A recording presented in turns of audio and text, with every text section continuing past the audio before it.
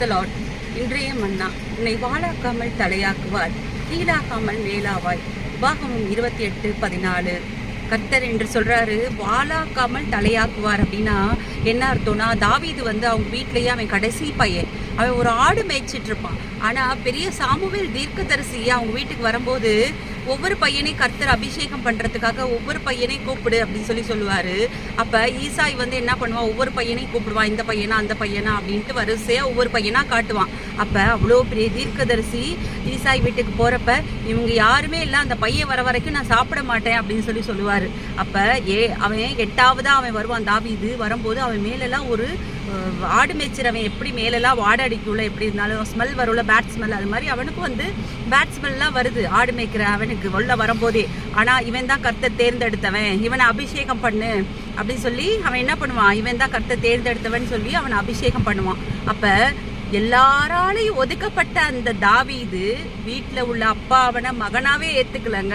அவன் ஒரு பையன் இருக்காரே, ஒரு அப்பாவுக்கே மறந்து போயிருது. ஏன்னா வெறும் 7 பேரை தான் அந்த சாமுவேல் தீர்க்கதரிசிக்கு முன்னாடி காட்டுவான். அப்ப இவங்களாம் யாரும் இல்லைன்னு சொன்னோடதான் 8ஆவது ஒரு பையன் இருக்கான், அவன் தாவீதுன்னு சொல்லுவான். அப்ப கர்த்தர் அந்த இடத்துல வால் மாதிரி இருந்த அவனை தலையாக்கி வச்சிருக்காரு. அதே மாதிரிதான் இந்த நேரத்துல யார் யார் அந்த மாதிரி சிச்சுவேஷன்ஸ்ல இன்னைக்கு இருக்கீங்க, வீட்டுல ஒதுக்கப்பட்டு தள்ளப்பட்டு அந்த மாதிரி சூழ்நிலையில நான் இருக்கேன் அப்படின்னு சொல்ற தேவ பிள்ளைய உண்மை பார்த்துதான் கர்த்தர் சொல்றாரு, கண்டிப்பா நீ வால் கிடையாது, தலை. அந்த வீட்டுக்கே நீதான் அஸ்திபாரம், அந்த வீட்டுக்கே நீதான் வேறு. உன்னை வச்சுதான் கர்த்தர் பயன்படுத்துவாரு, உங்களை வச்சுதான் அது கர்த்தர் பயன்படுத்துவாரு. அப்படி நான் ஒதுக்கப்பட்ட நிலைமையில இருக்கேன், தள்ளப்பட்ட நிலைமையில இருக்கேன், என்னை யாருமே கண்டுக்கல, விசாரிக்கல, அன்பு செலுத்தல அப்படின்னு சொல்லிட்டு இருக்க தேவ பிள்ளையே பார்த்துதான் கர்த்தர் சொல்றாரு, நீங்க தான் கர்த்தர் தேர்ந்தெடுத்தவங்க, நீங்க தான் தாவீது. ஒவ்வொருத்தரும் நீங்க தான் தாவீது. யார் அந்த மாதிரி தள்ளப்பட்ட நிலைமையில இருக்கீங்களோ நீங்க தான் தாவீது. உங்களை தான் உயர்த்த போறாரு. கர்த்தரோட வார்த்தை இது, என்னோட வார்த்தை இல்ல, இது கர்த்தரோட வார்த்தை. இதை கேட்கறவங்க ஒவ்வொருத்தர் மனசுலயும் கர்த்தர் பேசுறாரு. ஹல்லேலூயா, துதி உமக்கே, ஹல்லேலூயா, துதி உமக்கே, ஹல்லேலூயா, துதி உமக்கே, ஹல்லேலூயா, துதி உமக்கே. வாலாக்காமல் என்னை தலையாக்குவார், கீழாக்காமல் என்னை மேலாக்குவார். வாலாக்காமல் என்னை தலையாக்குவார், கீழாகாமல் என்னை மேலாக்குவார். ஹல்லேலூயா, துதி உமக்கே, ஹல்லேலூயா, துதி உமக்கே, ஹல்லேலூயா, துதி உமக்கே, ஹல்லேலூயா, துதி உமக்கே.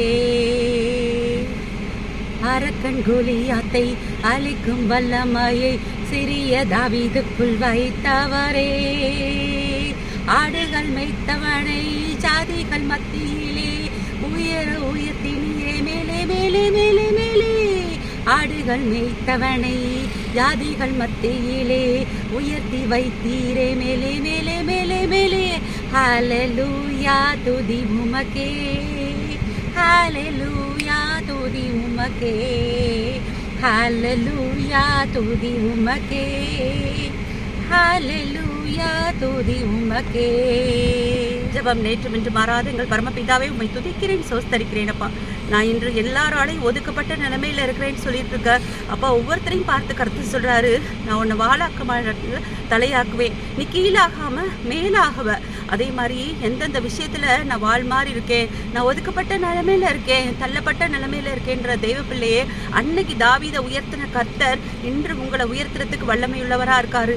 அன்னைக்கு அவங்க அப்பாவாலே ஒதுக்கப்பட்டு சகோதரர்களாலையும் தள்ளப்பட்டு லாஸ்ட் பையனா அவன் இருந்தான், அவனை தான் கர்த்தர் தேர்ந்தெடுத்து அபிஷேகம் பண்ணி கர்த்தரோட அந்த சந்ததியே அந்த தாவீதின் வம்சத்துல தான் வரும். அப்ப தாவீதின் ஊரிலே பிறந்திருக்கிறார் கிறிஸ்து அப்படின்னு சொல்லி இந்த ஒதுக்கப்பட்ட அந்த தாவீதுக்குள்ளதான் இயேசு கிறிஸ்துவே அந்த வழியில தான் வந்தவர்.